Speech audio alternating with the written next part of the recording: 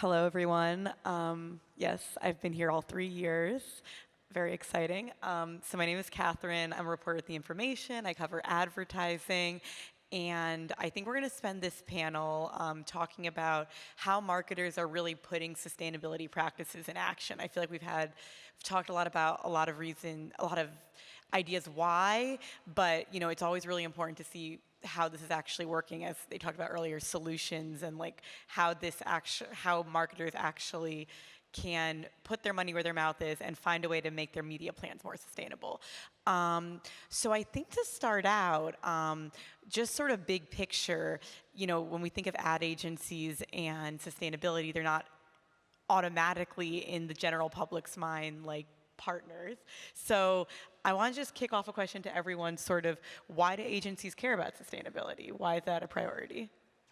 That's a really good question. Why do we care? Why does anybody care in this room? To give you a bit of a perspective, the challenge with sustainability, it's so hard to grasp. If I ask you in this room, how large is 1 ton of carbon? Does anybody know? It's actually a cube, 8 meters times 8 meters. That's 26 feet times 26 feet, 1 ton of carbon. A birch tree needs about 80 years to transform that 1 ton of carbon back into oxygen. And the average media campaign has 5.4 tons. 1 media campaign. They're not selling anything. They're not producing anything. It's just communicating about products that is contributing to this massive amount of carbon emissions. The average media campaign, when the media industry contributes as much carbon almost as the aviation industry. And that's why we care. And that's why we have to care even more in the future. I just want to say that last night I rapped in a karaoke for causes, and nobody wanted to follow me. And I could say that's a hard answer to follow, but I really think you nailed it, Stephanie. Like for me and in my role of head of agency partnerships, the reason why I care about sustainability and why it's a focus of all the partnerships that we're developing is actually, it's more about our clients and making sure that we're doing what's best for them, whether that is making sure that they're being seen in the best light or making sure that their performance is on peak, the best performance possible. Again, in my world where we're creating programmatic products is having the fewest hops. How can we have the fewest hops and the most efficient CPMs, the most efficient pricing, and often that is in a sustainable way. A sustainable ways we have higher viewability. We've got better return on ad serving. Ad serving.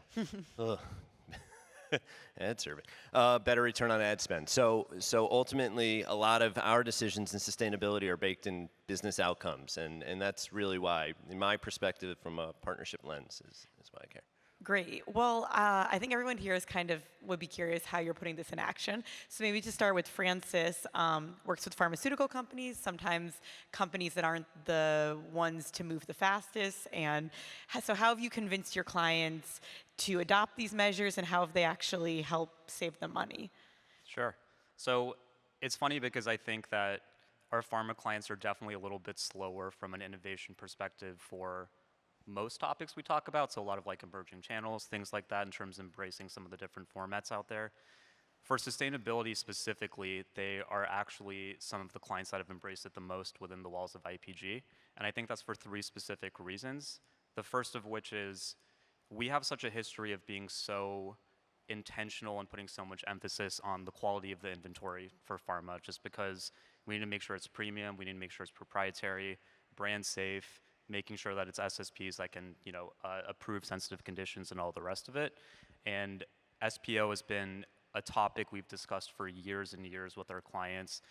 It's something that we've challenged all of our SSP partners with for years and years as well, of making sure that we're challenging them to improve the product to be in line with what the clients want. Sustainability has been a part of that as well, where IPG released our climate action marketplace, I want to say about early last year, if I'm getting that timing right, and a lot of our clients were the first to jump on that too. The second piece is something that Brian was actually just talking about, where I think it's being very intentional with how you're going to measure success, how you're going to evaluate that, what you're really trying to accomplish with your sustainability goals. So that means including it in measurement plans, including it in agency briefs, talking about it year long and not just having it be kind of a one-off campaign initiative. And the third part of that is, everyone's been talking about this all day. Performance is what matters at the end. We're here to service our clients, make sure that the performance actually has the impact that we want it to. And at this point, we've had a couple of results across a few of our pharma clients where we've not only seen that there's a better impact from a CPM perspective, CPC, CTR is kind of those front-end media metrics that mean a little bit, but maybe not so much if we're working with more sustainable SSPs.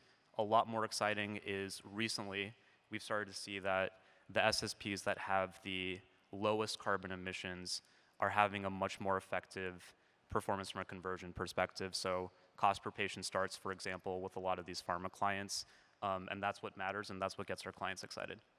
Oh, interesting. Yeah, I wanted to throw a question to Alex. You've been doing a lot of work vetting vendors, trying to understand what makes a vendor good to work with from a sustainability perspective, and hopefully from a performance perspective as well. So how have you been able to do that vetting process? So it's ultimately become part of our RFIs that we're doing on an annual basis as we're furthering our SPO strategy, and we're asking our SSP partners about their CO2 offset approach and which third-party measurement partners they're working closely with to make sure that they're not exhibiting high CO2 counts, and we're critical on those answers, and we're definitely going deeper and making sure that it's not just showroom, but it's real. I think to what Francis mentioned, performance, we're seeing better performance with green marketplaces, with green PMPs. So ultimately, if we're able to pair sustainability and performance, it's a home run for everybody. Yeah, and I imagine the reason performance is better is hypothetically if you have like a page with less ad load where people are paying more attention, those ads are going to perform better, like a more premium environment. Is that what people have generally found? I would say it's a simpler tech stack. In the end of Yeah. the day, the reason why it works is because we're using less technologies to deliver the impression. So it's kind of like the byproduct of, we've been talking about SPO, just simplified programmatic ecosystem for many different reasons, from cost effectiveness, but the byproduct ends up being also the sustainable output that is very measurable and results are very obvious. We've been running green PMPs for a while now with our partners at Sharethrough, as an example. We already ran enough to see solid results, where at least half of the inventory compared to previous initiatives, we're cutting by half emissions and performance. Whatever the metric is, it's 40 to 50% better, whether it's CTR or video completions, whatever the metrics are, it's obvious that it's better because we're buying higher quality inventory. Yeah, and I know, Steph, you focus specifically on how sustainability measures can help clients save money. So sort of, what I feel like people have been saying is performance is better. That kind of makes sense on saving money, especially when you think about the return on ad spend metric. But how have you been finding sustainability saves clients money? And I think this is something that we've heard all through the day, and I get so excited about it. Yes, we need this reframing of sustainability, moving away from this is the right thing to do, to be very precise on what we've heard. It's increasing performance. It is a better value. So it comes to the point that sustainability equals economic value.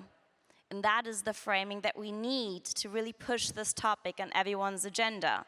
Because what we've heard in various conversations today, less waste, less carbon, more for your money spent. And I think this is so important that we generate that value perception behind sustainability to make sure that it is on everyone's agenda.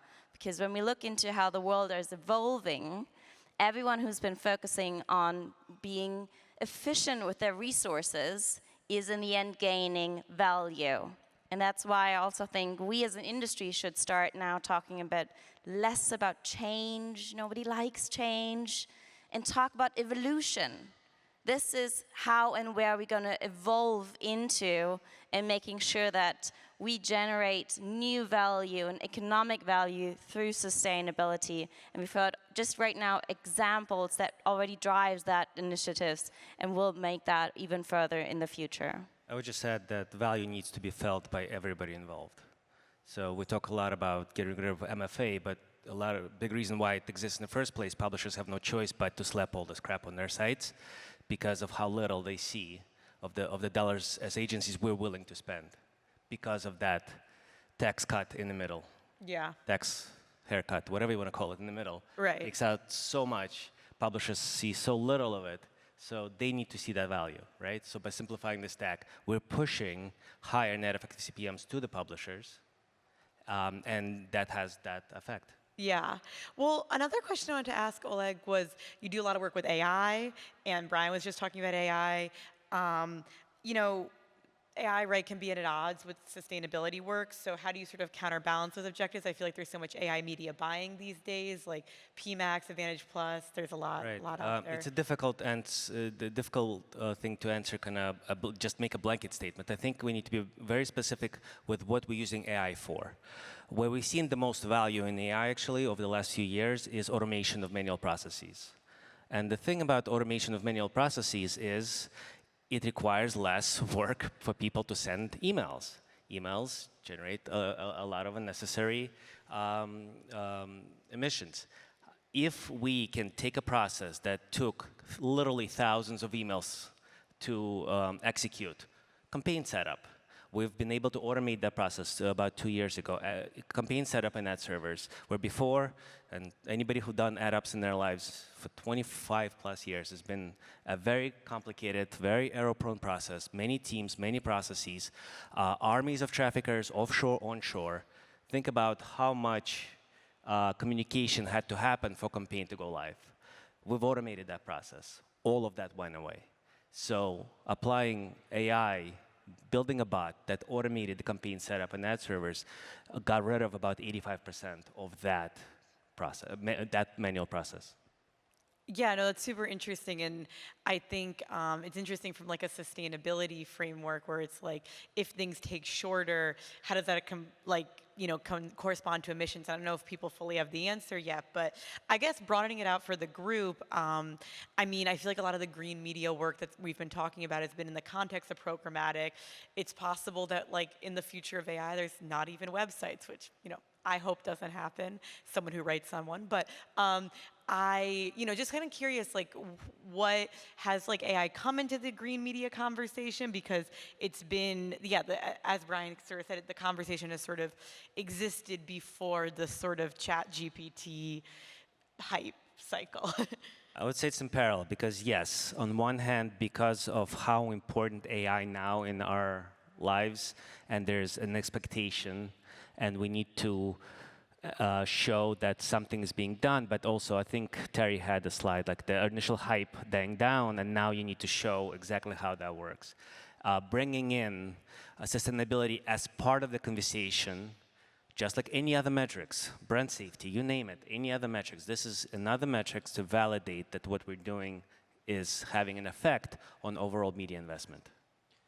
I think to add to that, like Oleg had such a good point in his previous answer where I think it really depends on what you mean by AI, and I think the education around AI is such an important topic. Like AI has been something that we use in programmatic the whole time. Right. I've been like, it's the whole thing behind our DSP algorithms. Not new, yeah. Right, but if you're talking about the difference between that versus something like Gen AI for creative production, it's just understanding how to weigh the cost versus the benefits. So in some cases, AI is going to do a lot of good for us, like the automation of the processes you all have done on your side.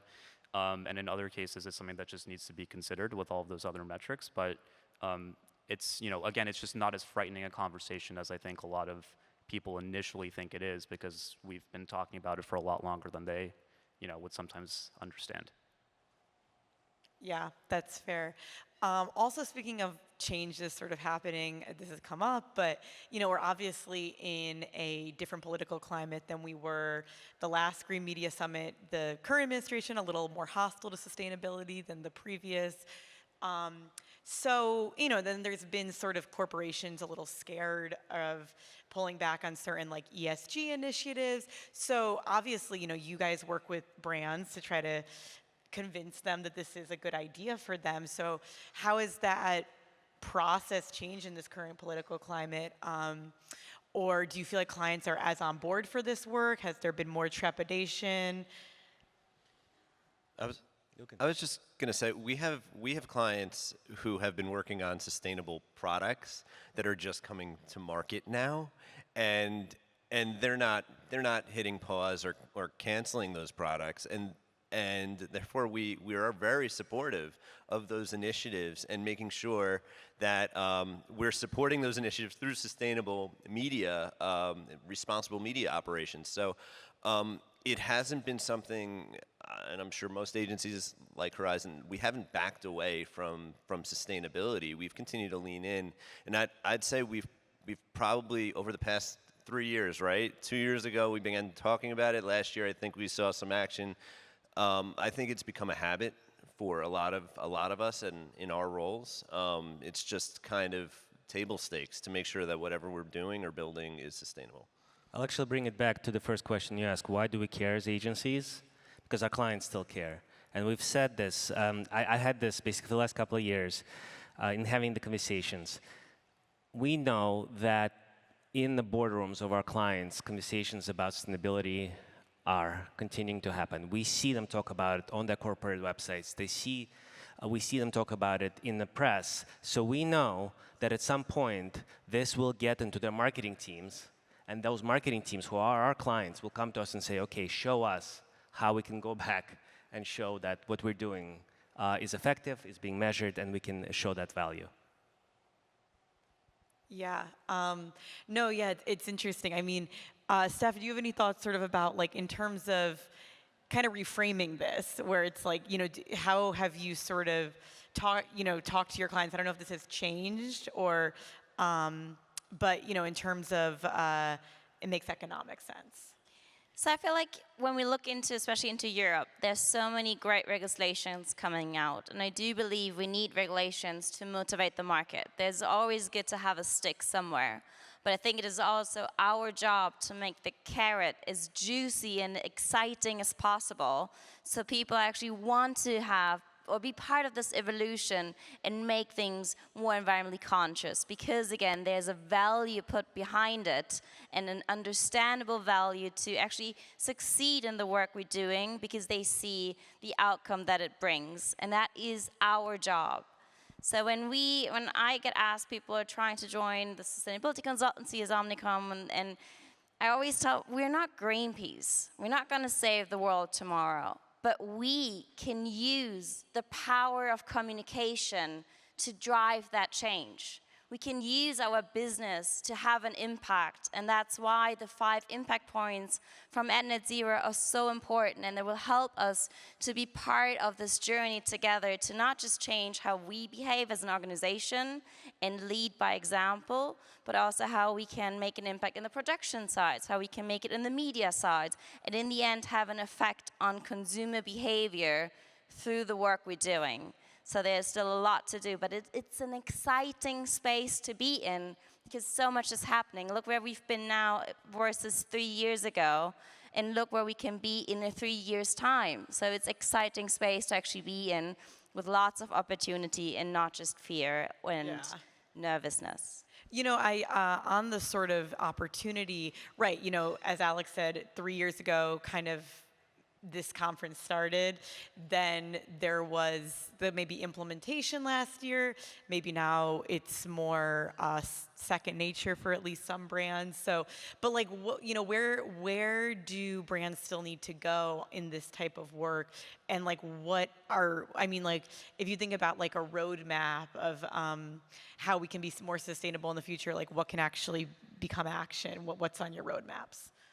I think measurement, being able to show, just like we measure viewability and fraud and everything else, this is another measurement point, and the value here is just to be very practical. This shows our job as media agencies to invest our clients' money as efficiently and effectively as possible. We need to show it. This is one of the ways to measure the results and say, yes, actually, this is another metric to show the simplified tech stack, specifically in programmatic, because that's one of the biggest culprits in this problem that we're having. If we can simplify the stack, we can drive better performance, we can drive better value for every impression we buy, thus invest your money more effectively. I think I would also say that just maintaining the momentum of what we've had, where I've talked about a lot of really exciting case studies that we've had come out of recent campaigns, and everyone in each panel today has mentioned the change in like the size of the crowd from where we were 3 years ago in the first one of these summits. I have more and more conversations now than I did at any point with more junior employees about how sustainability is a passion point for them, which was never something that happened to me like 5 or 6 years ago. And it's making sure that we take these results, that we are finding ways to evangelize them and socialize them, and making sure our clients don't kind of just rest on that and keep on pushing our partners further and keep on implementing that into their standard ways of working. All right. Or do you, Alex? Yeah. I was just thinking through, everything that we've spoken about and a lot of what we're doing from, shortening the pipeline with inventory and the development of curation products. A lot of it has been done in programmatic and in that typical like display performance space. I think that there's a lot that can be done in the streaming space next, where again, MFA is not as much of a problem yet. Hopefully it will never be. But frequency management is still a problem, and there's still walled gardens which preclude us from frequency managing. And of course there might be some opportunities out there, but I think the world of streaming and what we could do in programmatic streaming from a sustainability perspective, that's probably another area that could use some disruption. And the baseline to success, again, is one common methodology to actually measure that impact. And that's why the Global Media Sustainability Framework is so important, that we as an industry and across competitions came together to align on one methodology. So when we think about, for example, attention, there's so much value put behind attention, but there's not one common ground to actually measure attention. But we now finally have come together as an industry to align on one A plus B equals C for carbon measurement. So all of us in the end will have 5 tons of carbon. And that actually will increase the healthy competition now to come up with solutions on how to reduce that carbon footprint. But it's not about who has the best calculator, it's about who has the best actually mode for action to reduce, and that's where we should focus our energy on in the future. Well, this was a great conversation. Yeah, and I think there's a lot of great points. I feel like a lot of this work has focused on the web, and there's so many other media types that we can think about this in, as Alex said, more technologies and new frameworks also. Not just we should do this because it sounds good, but maybe there's a broader impact that can make sense from a business perspective. I think that's all. But thank you guys. It was a great conversation. Thanks. Thank you.